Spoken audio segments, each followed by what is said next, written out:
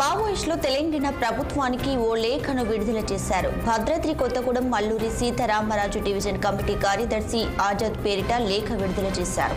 పూజారి కాంకేర్ ఎన్కౌంటర్ కి కాంగ్రెస్ ప్రభుత్వమే బాధ్యత వహించాలంటూ లేఖలో వర్ణించారు.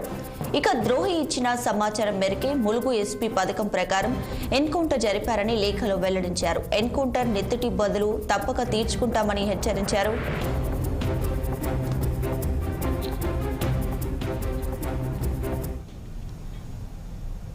రైట్, ఇక మరిన్ని వివరాలు మా ప్రతినిధి అయ్యప్ప అందిస్తారు. ఫోన్లో అయ్యప్ప.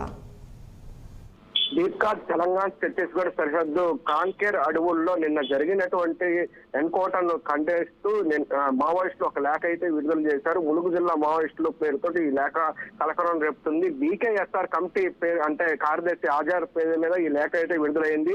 పూజారి కాంకేర్ ఎన్కౌంటర్ మృతులకు జోహార్లు అంటూ ఆ లేఖలో పేర్కొన్నారు. ములుగు ఎస్పీ కన్ను సైగల్లోనే ఈ ఎన్కౌంటర్ జరిగిందని ఈ మావోయిస్టు లేఖలో ఆరోపిస్తున్నారు. అయితే దీనికి సంబంధించి ఈ ఎన్కౌంటర్ ములుగు ఎస్పీ పూర్తి బాధ్యత వహించాలి, నెత్తిడి కాకి తప్పకుండా తీర్చుకుంటాం అంటూ కూడా అందులో పేర్కొన్నారు.